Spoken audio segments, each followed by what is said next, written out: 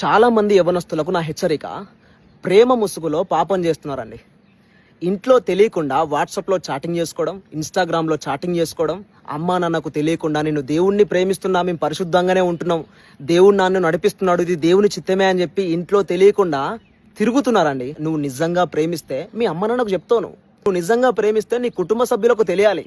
మీ ఇంట్లో తెలియకుండా వాట్సాప్లో ఇన్స్టాగ్రామ్లో చాటింగ్ చేస్తూ ఇది దేవుని చిత్తమే అని చెప్పి ఉపవాసం ఉంటూ దేవుని సన్నిధికి వెళ్తూ దేవుని సన్నిధిలో నేను దేవుణ్ణి ప్రేమిస్తున్నా, మేమిద్దరం దేవుని సంబంధమే అని చెప్పి మోసపోతూ దేవుని సన్నిధిలో ప్రార్థిస్తున్నారు కదా, అది ప్రార్థన కాదు. సాతాను మిమ్మల్ని మోసగిస్తున్నాడు, మీరు జారత్వం చేస్తున్నారు, భ్రమపరచు ఆత్మలో మీరున్నారు. నిజమైన ప్రేమలో వాట్సాప్ చాటింగ్స్ ఉండవండి.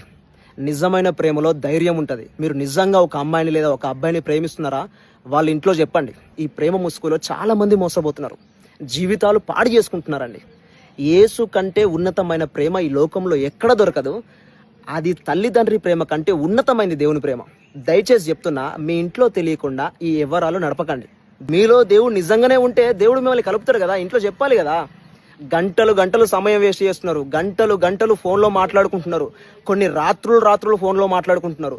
దేవుని ఉగ్రత నీ మీదకి రాబోతుంది, చాలా జాగ్రత్తగా ఉండి దేవుణ్ణి ప్రేమించి పరిశుద్ధాత్మ గైడెన్స్ లో ఉన్నప్పుడే నువ్వు చాలా హ్యాపీగా ఉంటావు. లేదంటే మూల్యము చెల్లించక తప్పదు. క్రైస్తవుడు అని చెప్పుకుంటూ చర్చికి వెళ్తూ ఇష్టానుసారంగా జారత్వం చేస్తూ హృదయంలో ఎవరికి కనిపించట్లేదు కదా, మేము పరిశుద్ధంగానే ఉన్నాం కదా, ఇది దేవుని చిత్తమే కదా, మేము ఉపవాసం ఉంటున్నాం కదా, శారీరకంగా కలవకపోయినా మేము కలిసి చర్చికి వెళ్ళి ప్రార్థన చేస్తున్నాం కదా అని అనుకుంటున్నావు. కానీ నువ్వు చేసేది పాపమే. ఇంట్లో తెలియకుండా నువ్వు ఎలా చేస్తావు అది?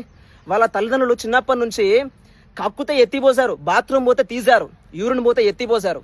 అటువంటి ప్రేమను నిర్లక్ష్యం చేసి నీ దగ్గరికి వచ్చిందంటే ఆమెలో నిజమైన ప్రేమ ఎలా ఉన్నట్టు ఒక్కసారి ఆలోచించు.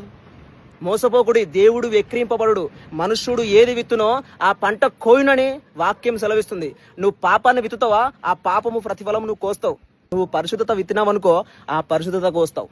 ఏం చేస్తే దానికి ప్రతిఫలం ఉంటది. దయచేసి పాపాన్ని విత్తకు, పరిశుద్ధతను విత్తు.